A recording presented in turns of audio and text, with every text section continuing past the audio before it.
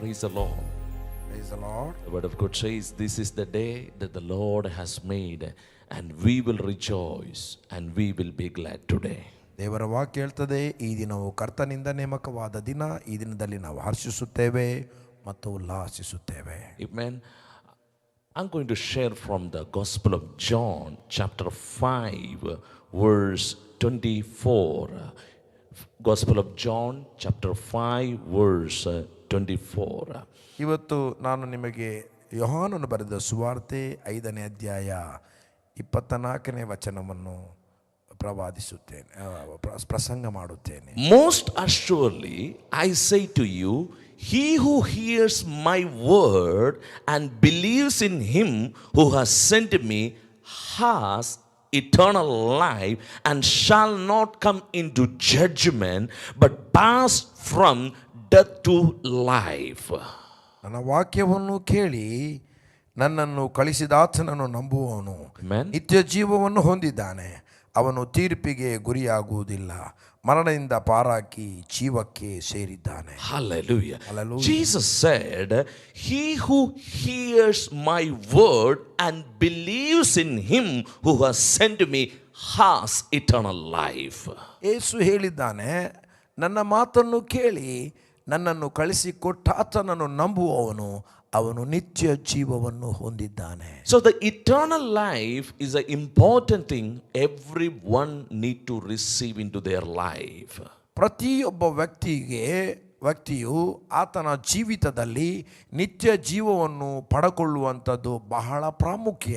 Eternal life means the God kind of life.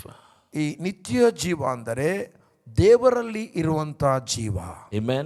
The life that will leads to you forever, eternity to eternity. There is no end in that life. ಈ ನಿತ್ಯ ಜೀವ ಅದು ನಿಮ್ಮನ್ನು ಯಾವಾಗಲೂ ನಿತ್ಯತ್ವಕ್ಕೆ ನಡೆಸುವಂಥದ್ದು. ಅದರಲ್ಲಿ ಯಾವ ಕಡಿಮೆ ಕೂಡ ಇರುವುದಿಲ್ಲ. No lack, nothing is lacking in that area.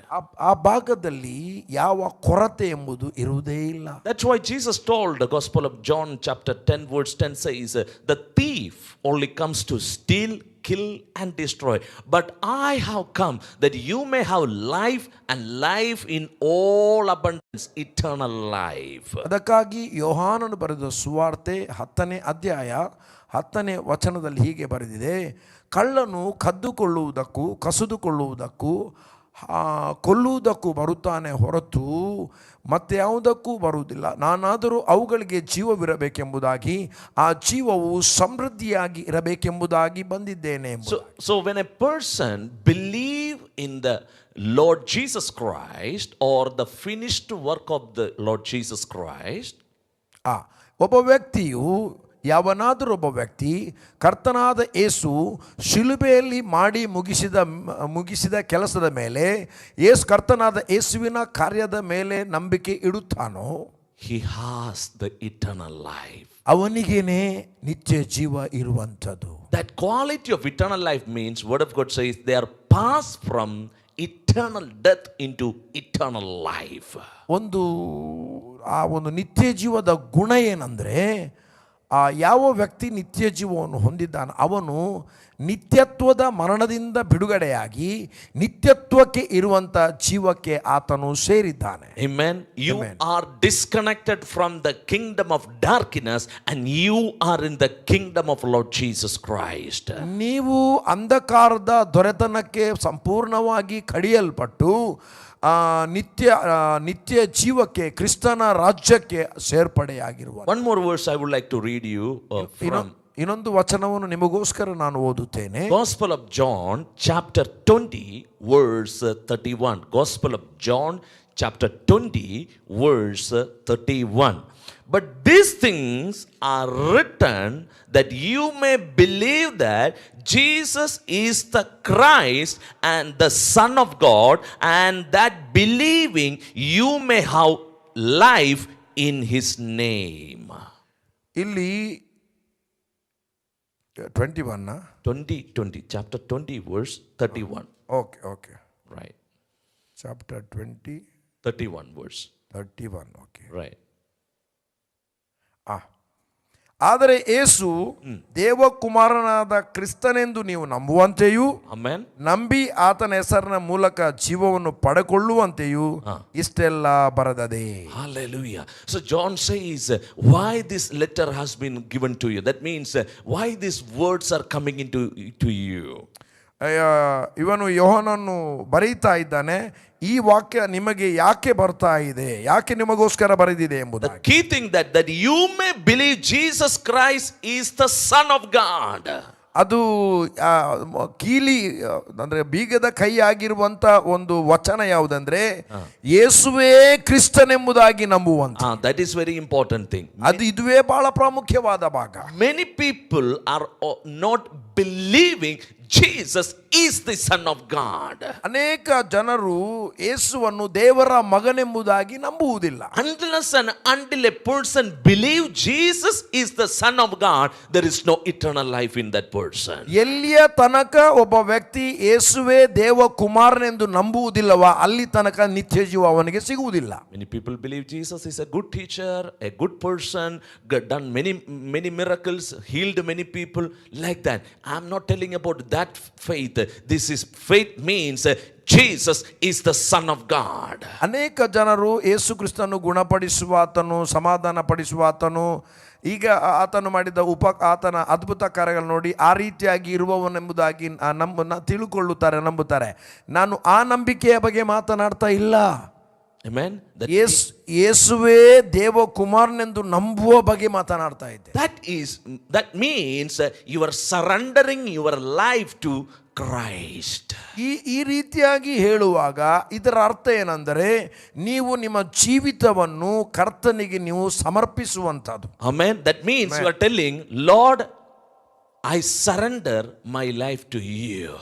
ಅದರ ಅರ್ಥ ನೀವು ಹೇಳುವುದೇನೆಂದರೆ, ಕರ್ತನೇ ನನ್ನ ಜೀವಿತವನ್ನು ನಾನು ನಿನಗೆ ಸಮರ್ಪಿಸುತ್ತೇನೆ. No more I who live, but you are going to live through me. ಮತ್ತು ಹೀಗೆ ಇನ್ನೊಂದು ವಾಕ್ಯ ಏನಂದ್ರೆ, ಜೀವಿಸುವವನು ನಾನಲ್ಲ, ಕರ್ತನು ನನ್ನಲ್ಲಿ ಜೀವಿಸುತ್ತಾನೆ ಎಂಬುದಾಗಿ. Hallelujah. Hallelujah. Apostle Paul says in Galatians, turn with me to book of Galatians. ಗಲಾತ್ಯದವರಿಗೆ ಬರೆದ ಪತ್ರಿಕೆಯಲ್ಲಿ ಅಪೊಸ್ತಲನಾದ ಪೌಲನು ಹೇಳುತ್ತಾನೆ. Chapter 2, Galatians chapter 2 verse 20 says, I have been crucified with Christ. It is no longer I who live, but Christ lives in me. And the life which I now live in the flesh, I live by the faith in the Son of God. See, that word is very important. Faith in the Son of God who loved me and gave himself for me. ಕ್ರಿಸ್ತನೊಂದಿಗೆ ಶಿಲುಬೆಗೆ ಹಾಕಿಸಿಕೊಂಡವನಾಗಿದ್ದೇನೆ. Amen. ಇನ್ನು ಜೀವಿಸುವವನು ನಾನಲ್ಲ, ಕ್ರಿಸ್ತನು ನನ್ನಲ್ಲಿ ಜೀವಿಸುತ್ತಾನೆ. ಈಗ ಶರೀರದಲ್ಲಿರುವ ನಾನು ಜೀವಿಸುವುದು ಹೇಗೆಂದರೆ, Amen.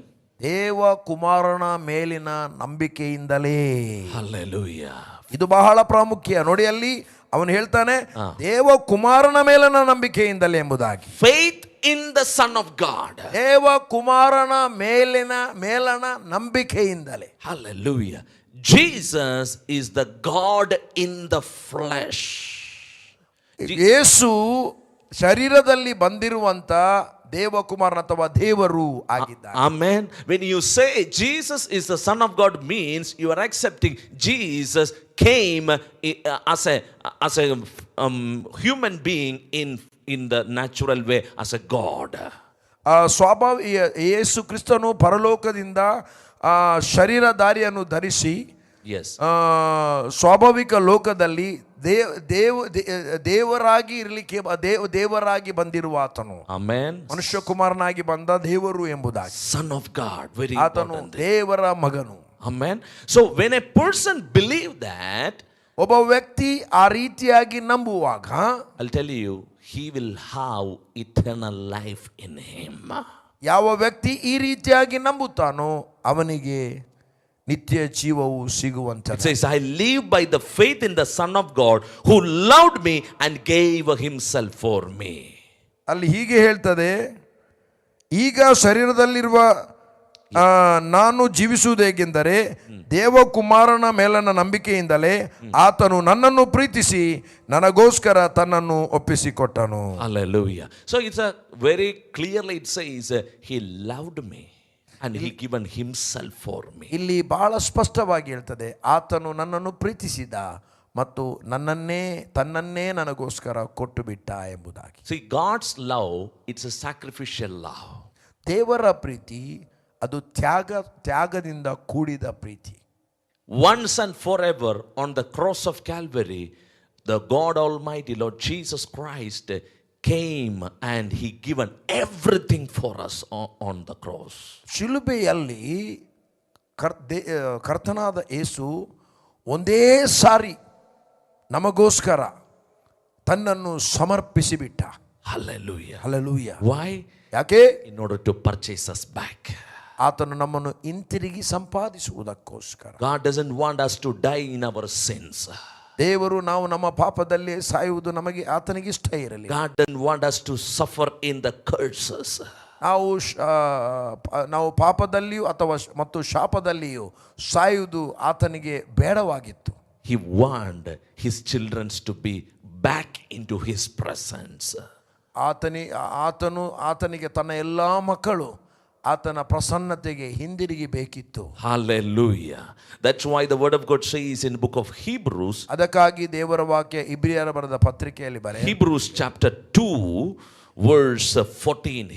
Book of Hebrews chapter 2 verse 14 says, then the children of God have partakers of the flesh and blood, he himself likewise the same. Jesus likewise share the same, and through the death he might destroy him who had the power of death, that is the devil. ಇದಲ್ಲದೆ ಮಕ್ಕಳು ರಕ್ತ ಮಾಂಸಧಾರಿಗಳಾದ್ದರಿಂದ ಆತನು ಕೂಡ ಅವರಂತೆಯೇ ಆದನು. ತನ್ನ ಮರಣದಿಂದಲೇ ಮರಣಾಧಿಕಾರಿಯನ್ನು ಅಂದರೆ ಸೈತಾನನನ್ನು ಅಡಗಿಸಿ ಬಿಡುವುದಕ್ಕೂ ಮರಣದ ಭಯದ ದೆಸೆಯಿಂದ ನಮ್ಮ ಜೀವಮಾನದಲ್ಲೆಲ್ಲ ದಾಸತ್ವದೊಳಗಿದ್ದವರನ್ನು ಬಿಡಿಸುವುದಕ್ಕೂ ಅವರಂತೆಯೇ ರಕ್ತ ಮಾಂಸಧಾರಿಯಾದನು. Jesus came in flesh in order to identify with us. That means if Jesus didn't come in flesh, he can't die for us on the cross. ಆತನು he came in flesh in order to identify means partakers of the flesh and blood, right? ಆತನು ರಕ್ತ ಮಾಂಸಧಾರಿಯಾಗಿ ಯಾಕೆ ಬಂದ ಅಂದ್ರೆ ನಾವು ಆತನಲ್ಲಿ ನಾವು ಭಾಗಿಗಾರ ಆಗುವುದಕ್ಕಾಗಿ ಆತನು ರಕ್ತ ಮಾಂಸಧಾರಿಯಾಗಿ ಮರಣವನ್ನು ಅನುಭವಿಸಿದನು. Because the word of God says without the shedding of the blood there is no remission of the sin, there is no forgiveness of the sin. ಸತ್ಯವೇದದಲ್ಲಿ ಹೇಳ್ತದೆ, ರಕ್ತದಾರ ಇಲ್ಲದೆ ಪಾಪ ಪರಿಹಾರ ಇಲ್ಲ, ರಕ್ತದಾರ ಇಲ್ಲದೆ ಕ್ಷಮಾಪಣೆ ಇಲ್ಲ ಎಂಬುದಾಗಿ. Right? So everybody is corrupted. Whoever born into this world, they're all corrupted. But Jesus came as a holy Son of God, the God in the human flesh, in order to purchase us from the dominion of the darkness. ಇಲ್ಲಿ ಯಾರು ಕೂಡ ಒಬ್ಬರು ನೀತಿವಂತರಿರಲಿಲ್ಲ, ಎಲ್ಲರೂ ಪಾಪಿಗಳೇ. ಆದರೆ ಯೇಸು ನಮ್ಮನ್ನು ಪಾಪದಿಂದ ಬಿಡಿಸುವುದಕ್ಕಾಗಿ he came in the flesh, human. ಆತನು ಮನುಷ್ಯ ದೇಹದಿಂದ ಈ ಭೂಲೋಕಕ್ಕೆ ಇಳಿದು ಬಂದನು. God clothed in human flesh. That means he is a God but came of a form of a human body. ದೇವರು ಆತನನ್ನು ಮಾಂಸಧಾರಿಯನ್ನಾಗಿ ಆತನಿಗೆ ಮನುಷ್ಯಧಾರಿಯಾಗಿ ಆತನಿಗೆ ಹೊದಿಸಿದನು. ಅಂದರೆ ಸ್ವತಃ ದೇವರಾಗಿರುವ ಆತನು ಮನುಷ್ಯನಾಗಿ ಬಂದನು ಎಂಬುದಾಗಿ. In the book of Hebrews very clearly says there is a body was prepared for me, right? ಇಬ್ರಿಯರು ಬರೆದ ಪತ್ರಿಕೆ ಅದು ಸ್ಪಷ್ಟವಾಗಿ ಹೇಳ್ತದೆ, ನನಗೊಂದು ದೇಹವನ್ನು ನೀನು ಸಿದ್ಧ ಮಾಡಿಕೊಟ್ಟೆ. Hallelujah. There was a body. That means whatever ಯಜ್ಞ ನೈವೇದ್ಯಗಳು ನಿನಗೆ ಇಷ್ಟ ಇಲ್ಲ, Amen, ನೀನು ನನಗೋಸ್ಕರ ಒಂದು ದೇಹವನ್ನು ಸಿದ್ಧ ಮಾಡಿ ಕೊಟ್ಟಿ ಎಂಬುದಾಗಿ ಅಲ್ಲಿ ಬರೆದಿದೆ. Hallelujah. It is written about me in the scrolls. What of God says? ನನ್ನ ಕುರಿತಾಗಿ ನಿನ್ನ ಗ್ರಂಥದಲ್ಲಿ ಬರೆದಿದೆ ಅಲ್ಲ ಎಂಬುದಾಗಿ. And there is a body prepared for me. ನನಗೋಸ್ಕರ ಒಂದು ದೇಹವನ್ನು ನೀನು ಸಿದ್ಧ ಮಾಡಿಕೊಟ್ಟೆ. Jesus took that body, came in order to share his life with all of us. ಸರಿಯಾಗಿ ಇದನ್ನು ಕೇಳಿ. ಈ ಇಬ್ರಿಯರು ಬರೆದ ಪತ್ರಿಕೆಯಲ್ಲಿ ನನಗೋಸ್ಕರ ಒಂದು ಈ ದೇಹವನ್ನು ಸಿದ್ಧ ಮಾಡಿಕೊಟ್ಟೆ ಎಂಬ ಆ ದೇಹವನ್ನು, ದೇವರು ಸಿದ್ಧ ಮಾಡಿಕೊಟ್ಟ ದೇಹವನ್ನು ಕರ್ತನಾದ ಯೇಸು ಧರಿಸಿಕೊಂಡು ಬಂದದ್ದು. Amen. Why? ಯಾಕೆ? In order to give, share life for the humanity. ಯಾಕೆಂದ್ರೆ ಮನುಷ್ಯ ಕುಲಕ್ಕೆ ಜೀವವನ್ನು ಕೊಡಬೇಕೆಂಬುದಾಗಿ ಬಂದನು. Amen. Hallelujah. Yes. So I'll tell you, this is a very key thing in our life. When you trust in Lord Jesus, when you say Jesus is my Lord, you are partaking that life. ನೀವು ಯಾವಾಗ ಯೇಸುವನ್ನೇ ನಾನು ನಿಮಗೆ ಒಂದು ಬೀಗದ ಕೈ ಅಂತ ಒಂದು ವಾಕ್ಯವನ್ನು ಹೇಳ್ತೇನೆ. ನಿಮಗೆ ಇರುವಂಥ ಬೀಗದ ಕೈ ಅಂತ, ಕೀಲಿ ಕೈ ಅಂತ ಒಂದು ವಚನ ಏನಂದರೆ, ಯೇಸುವನ್ನು When you say Jesus is my Lord, ಯೇಸುವನ್ನೇ ನೀವು ಕರ್ತನು ಎಂಬುದಾಗಿ ಹೇಳುವಾಗ you are partaking the life of Jesus. ನೀವು ಕರ್ತನಾದ ಯೇಸುವಿನಲ್ಲಿರುವ ಜೀವದಲ್ಲಿಯೇ ಭಾಗಿದಾರರಾಗುತ್ತೀರಿ. One more verse I can show you. ನಿಮಗೆ ಇನ್ನೊಂದು ವಚನವನ್ನು ನಾನು ತೋರಿಸಬಹುದು. Number one thing, believing in the finished work of the cross, right? ಒಂದನೇ ಸಂಗತಿ, ನಾವು ಈ ಕರ್ತನಾದ ಯೇಸು ಶಿಲುಬೆಯಲ್ಲಿ ಮಾಡಿ ಮುಗಿಸಿದ ಕೆಲಸದ ಮೇಲೆ ನಂಬಿಕೆ ಇಡುವ. Now when it comes to the communion, the word of God says in 1 Corinthians chapter 11 verse 26, I would like to read 1 Corinthians chapter 11 verse 26 says, for as often you eat this bread and drink this cup, you proclaims the Lord's death till he comes. ಪರಂತು ನೀವೆಲ್ಲರೂ ಕೂಡಿ ಬರುವಾಗ 26 okay, right, ನೀವು ಇದರಲ್ಲಿ ಪಾನ ಮಾಡುವಾಗಲೆಲ್ಲ amen, ನನ್ನನ್ನು ನೆನೆಸಿಕೊಳ್ಳುವುದಕ್ಕೋಸ್ಕರ ಪಾನ ಮಾಡಿರಿ ಅಂದನು. amen. ನೀವು ಈ ರೊಟ್ಟಿಯನ್ನು ತಿಂದು ಈ ಪಾತ್ರೆಯಲ್ಲಿ ಪಾನ ಮಾಡುವಷ್ಟು ಸಾರಿ Yes. ಕರ್ತನ ಮರಣವನ್ನು ಆತನು ಬರುವ ತನಕ ಪ್ರಸಿದ್ಧಿಪಡಿಸುತ್ತೀರಿ. So the communion, it's a very important thing. Word of God says whenever you partake by faith the communion, you are declaring the death of Jesus. ನೀನು ಯಾವಾಗ ಈ ಕರ್ತನ ಮೇಜಿನಲ್ಲಿ ಭಾಗವಹಿಸುತ್ತೀಯೋ ಆವಾಗಲೆಲ್ಲ ನೀನು ಯೇಸುವಿನ ಮರಣವನ್ನು ನೀನು ಪ್ರಸಿದ್ಧಿಪಡಿಸುತ್ತಾ ಇರ್ತಿ. That means you are telling, through the death of Jesus, I am living a holy life. I am living a glorious life in this world. ಅದರ ಅರ್ಥ ಏನಂದ್ರೆ, ನೀನು ಯಾವಾಗೆಲ್ಲ ಕರ್ತನ ಮೇಜಿನಲ್ಲಿ ಭಾಗವಹಿಸ್ತೀಯ ಆವಾಗ ನೀನು ಘೋಷಿಸುತ್ತಿ, ನಾನು ಈ ಒಂದು ಕರ್ತನ ಮರಣದಿಂದಾಗಿ ನಾನು ಪರಿಶುದ್ಧವಾದ ಜೀವಿತವನ್ನು ಮಾಡುತ್ತಾ ಇದ್ದೇನೆ ಮತ್ತು ಮಹಿಮೆಕರವಾದ ಜೀವಿತವನ್ನು ನಾನು ಮಾಡುತ್ತಾ ಇದ್ದೇನೆ ಎಂಬ ಘೋಷಣೆಯನ್ನು ನೀನು ಮಾಡುತ್ತಿ. The death certificate of Jesus given us the new birth certificate. ಯೇಸು ಕ್ರಿಸ್ತನ ಮರಣದ ಆ ಒಂದು ಸರ್ಟಿಫಿಕೇಟ್, ಡೆತ್ ಸರ್ಟಿಫಿಕೇಟ್, ಮರಣದ ಪತ್ರ ನಮಗೆ ಆ ದೇವರಿಂದ ಒದಗಿ ಬಂದಂಥ ಬರ್ತ್ ಸರ್ಟಿಫಿಕೇಟ್, ನಮ್ಮ ಜನನ ದೃಢೀಕರಣ ಪತ್ರ. Amen. Hallelujah. Yeah. If Jesus died and Jesus didn't rose again, we couldn't live a holy life, eternal life. He died, he buried, he rose again on the third day. Because of that, today we are living in this world. ಒಂದು ವೇಳೆ ಕರ್ತನಾದ ಯೇಸು ಶಿಲುಬೆಯಲ್ಲಿ ಸತ್ತು ಹೂಣಲ್ಪಟ್ಟು ಮೃತ್ಯುಂಜಯನಾಗಿ ಎದ್ದು ಬರದಿದ್ರೆ ನಾವು ಜೀವಿಸಲಿಕ್ಕೆ ಆಗ್ತಿರಲಿಲ್ಲ. ಇವತ್ತು ನಾವು ಪರಿಶುದ್ಧವಾದ ಜೀವಿತ ಯಾಕೆ ಮಾಡ್ತಾ ಇದ್ದೇವೆ ಅಂದರೆ, ಕರ್ತನಾದ ಯೇಸು ಶಿಲುಬೆಯಲ್ಲಿ ಸತ್ತಿದ್ದಾನೆ, ಹೂಣಲ್ಪಟ್ಟಿದ್ದಾನೆ ಮತ್ತು ಪುನರುತ್ತನಾಗಿ ಎದ್ದು ಬಂದಿದ್ದಾನೆ. ಅದರ ನಿಮಿತ್ತದಿಂದಾಗಿ ನಾವು ಪರಿಶುದ್ಧವಾದ ಜೀವಿತವನ್ನು ಮಾಡುತ್ತಾ ಇದ್ದೇವೆ. Amen. First letter of John chapter 5 verse 13. First letter of John chapter 5 verse 13 says, these things I have written to you who believe in the name of the Son of God. Very important. Believe in the Son of God, that you may know that you have eternal life and that you may continue to believe in the name of the Son of God. ದೇವರ ಮಗನ ಹೆಸರಿನಲ್ಲಿ ನಂಬಿಕೆ ಇಟ್ಟವರಾದ ನಿಮ್ಮಲ್ಲಿ, Amen, ನಿತ್ಯ ಜೀವ ಉಂಟೆಂದು ನಿಮಗೆ ಗೊತ್ತಾಗುವಂತೆ ಈ ಮಾತುಗಳನ್ನು ಬರೆದಿದ್ದೇನೆ.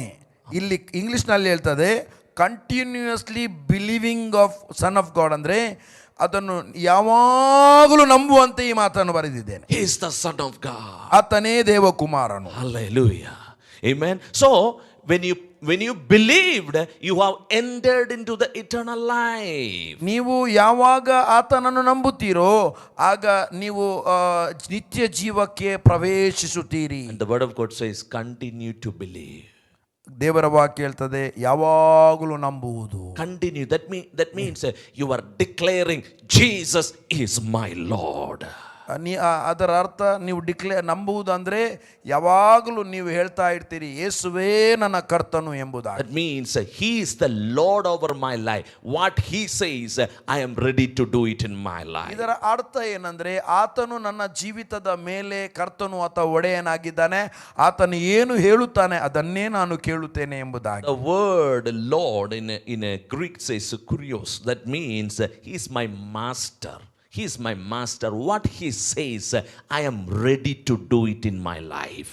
ಗ್ರೀಕಿನ ಇವು ಲಾರ್ಡ್ ಎಂಬ ಪದದ ಗ್ರೀಕಿನ ಅರ್ಥ ಕುರಿಯೋಸ್, ಅಂದರೆ ಕನ್ನಡದಲ್ಲಿ ಕರ್ತನು ಅಂತ ಹೇಳ್ತಾರೆ.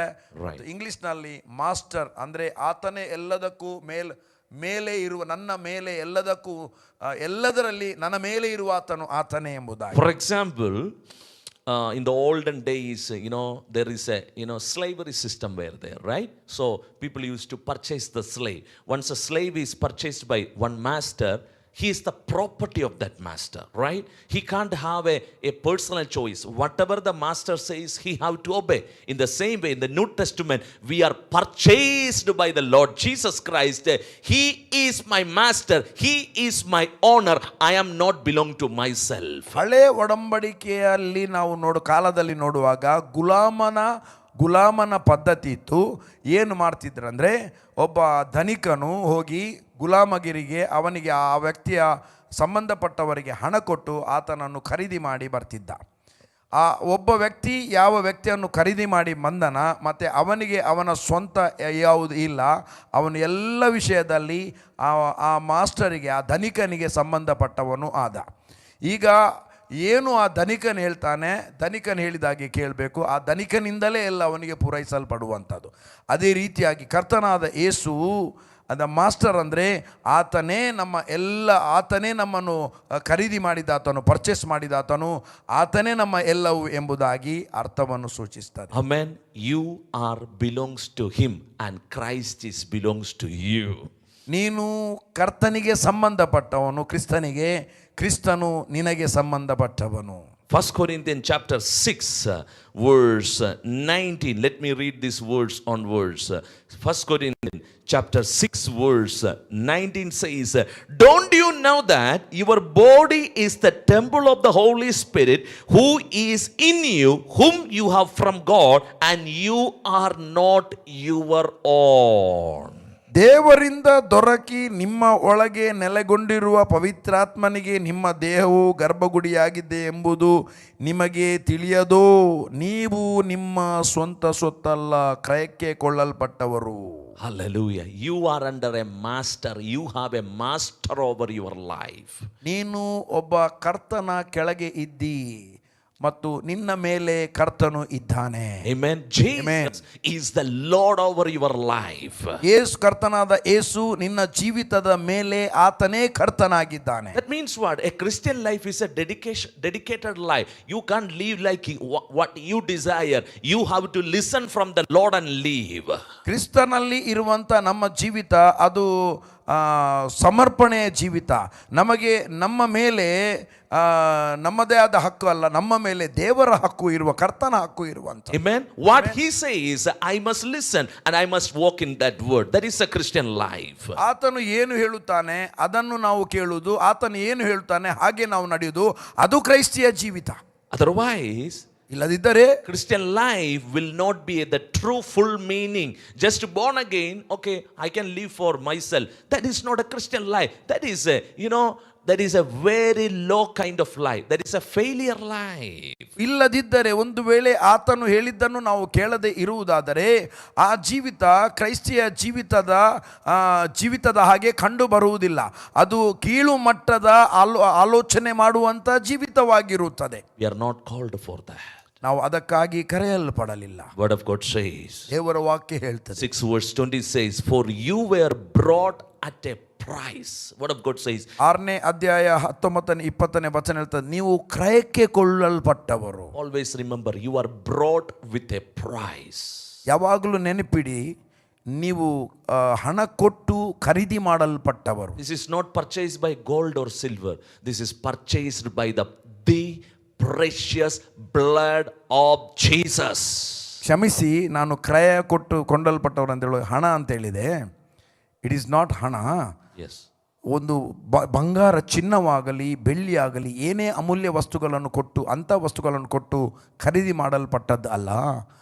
ಕರ್ತನಾದ ಯೇಸು ಕ್ರಿಸ್ತನ ಅಮೂಲ್ಯ ರಕ್ತವನ್ನು ಕೊಟ್ಟು ನಮ್ಮನ್ನು ಖರೀದಿ ಖರೀದಿ ಮಾಡಿದ್ದಾನೆ. That means you are priceless. You can't count the price of the blood of Jesus. It is priceless. ಅದರ ಅರ್ಥ, ಈ ಲೋಕದಲ್ಲಿ ಎಷ್ಟೇ ಹಣ ಕೊಟ್ಟರೂ ಅದಕ್ಕೆ ಸಮಾನವಾಗಿ ತೂಗಲಿಕ್ಕೆ ಆಗುವಂಥದ್ದಲ್ಲ. ಅದಕ್ಕೆ ಬೆಲೆ ಕಟ್ಟಲಿಕ್ಕೆ ಕ್ರಿಸ್ತನು ನಮಗೆ ಕೊಟ್ಟಿರುವಂಥದ್ದು ಬೆಲೆ ಕಟ್ಟಲಿಕ್ಕೆ ಆಗದೇ ಇರುವಂಥದ್ದು. Wow. How much priceless, how much precious we are. ನಾವು ಒಂದು ಬೆಲೆ ಕಟ್ಟಲಿಕ್ಕೆ ಆಗದೇ ಇರುವಂಥ ಎಷ್ಟೊಂದು ಅಮೂಲ್ಯವಾದಂಥ ಜನರು ನಾವು ಆಗಿದ್ದೇವೆ. I'll tell you one person, when you win a person for the kingdom of God, it is a great joy in the sight of God. ಒಬ್ಬ ದೇವರ ರಾಜ್ಯದಲ್ಲಿ ಒಬ್ಬ ವ್ಯಕ್ತಿ ದೇವರಿಗಾಗಿ ತಿರುಗಿಕೊಳ್ಳುವಾಗ, ದೇವರಿಗಾಗಿ ಆತನು ಆ ರಕ್ಷಣೆ ಹೊಂದುವಾಗ, ಪರಲೋಕ ರಾಜ್ಯದಲ್ಲಿ, ದೇವರ ರಾಜ್ಯದಲ್ಲಿ ಎಂಥ ಒಂದು ಸಂಭ್ರಮ, ಸಂತೋಷ. You know why? ಯಾಕೆ ಗೊತ್ತಾ? You are fulfilling the God's plan. ಯಾಕೆಂದ್ರೆ ನೀವು ದೇವರ ಯೋಜನೆಯನ್ನು ನೆರವೇರಿಸುತ್ತೀರಿ. How much Jesus paid the price for you, in the same way Jesus paid the price for that person also. ಎಷ್ಟು ಬೆಲೆಯನ್ನು, ಎಷ್ಟು ಕ್ರಯವನ್ನು ಯೇಸು ನನಗೋಸ್ಕರ ಕೊಟ್ಟಿದ್ದಾನೋ ಅಷ್ಟೇ ಕ್ರಯ ಆ ವ್ಯಕ್ತಿಗೋಸ್ಕರನೂ ಯೇಸು ಕೊಟ್ಟಿದ್ದಾನೆ. The problem is people don't know the value, the price what God has paid for them.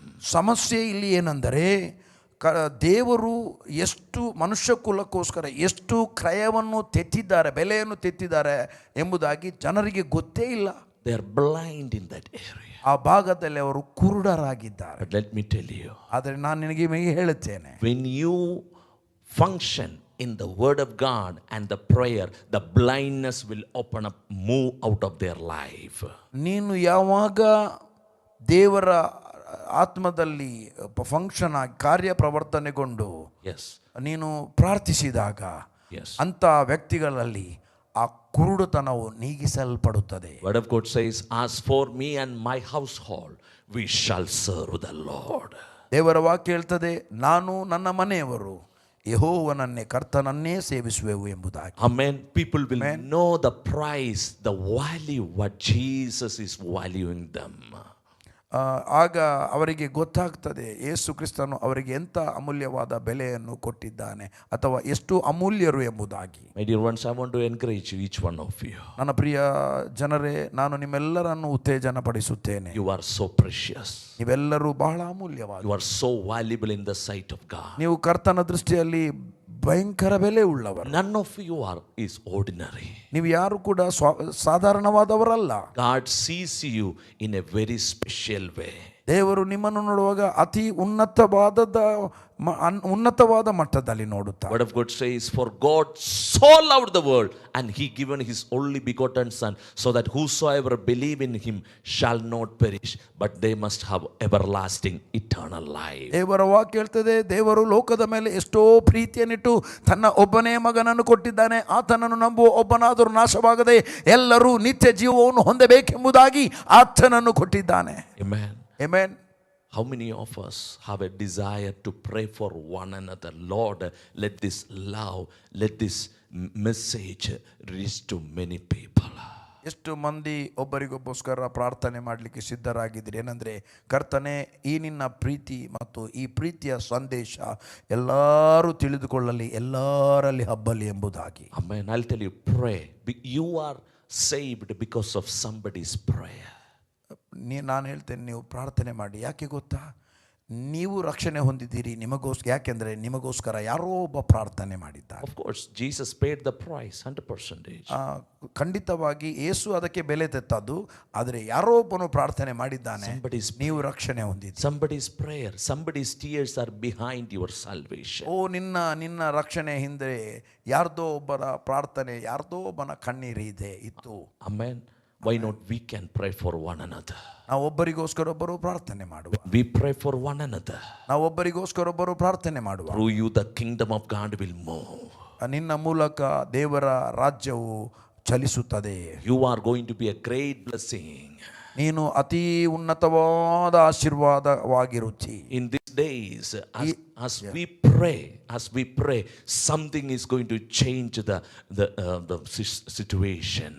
ಈ ಒಂದು ದಿನಗಳಲ್ಲಿ ನಾವು ಪ್ರಾರ್ಥನೆ ಮಾಡುವಾಗ ಪರಿಸ್ಥಿತಿಗಳು ಬದಲಾಗುತ್ತದೆ. Every hard thing shall be nullified. There will be a smoothness is going to happen in your life. ಎಲ್ಲ ಕಠಿಣಕರವಾದ ಸಂಗತಿಗಳು ಅದು ಮುರಿಯಲ್ಪಟ್ಟು ಜಜ್ಜಲ್ಪಟ್ಟು ನಿನ್ನ ಜೀವಿತದಲ್ಲಿ ಒಂದು ಸ್ಮೂತ್ನೆಸ್, ನಯವಾದ ಸಂಗತಿಗಳು ನಡೆಯುತ್ತದೆ. The word of God says, when Moses lifted up the hands, the Israelites began to win. When Moses' hand became weak, the word of God says, Israelites began to fail. ದೇವರ ವಾಕ್ಯ ಹೇಳ್ತದೆ, ಮೋಶೆಯ ಕರಗಳು ಮೇಲಕ್ಕೆ ಎತ್ತಲ್ಪಡುವಾಗ ಇಸ್ರಾಯೇಲರು ಜಯ ಹೊಂದಿದರು, ಮತ್ತು ಮೋಶೆಯ ಕೈಗಳು ಭಾರವಾಗಿ ಕೆಳಗೆ ಬಂದಾಗ ಅಮಲೇಕ್ಯರು ಜಯ ಹೊಂದಿದರು ಎಂಬುದಾಗಿ. Immediately Aaron and Hur, they lifted up the hands of Moses. ತಕ್ಷಣವೇ ಆರೋನ ಮತ್ತು ಊರರು ಬಂದು ಮೋಶೆಗೆ ಕಲ್ಲನ್ನು ಕೊಟ್ಟು ಕೂತ್ಕೊಳಿಸಿ ಅವರ ಇಬ್ಬರು ಆತನ ಕೈಯನ್ನು ಎತ್ತಿ ಹಿಡಿದರು. That means ಅದರ ಅರ್ಥ, God says to each one of us, arise in the prayer. There is a greater victory is coming into your life. ಅದಕ್ಕೆ ನಮಗೆ ದೇವರು ಹೇಳ್ತಾನೆ, ಪ್ರಾರ್ಥನೆಯನ್ನು ಹೇಳು, ದೇವರ ಜಯವು ನಿನ್ನ ಬಗ್ಗೆ ಬರ್ತಾ ಇದೆ. Hallelujah. Hallelujah. May God bless you through these words. ಈ ವಾಕ್ಯದ ಮೂಲಕ ದೇವರು ನಿಮ್ಮನ್ನು ಆಶೀರ್ವದಿಸಲಿ.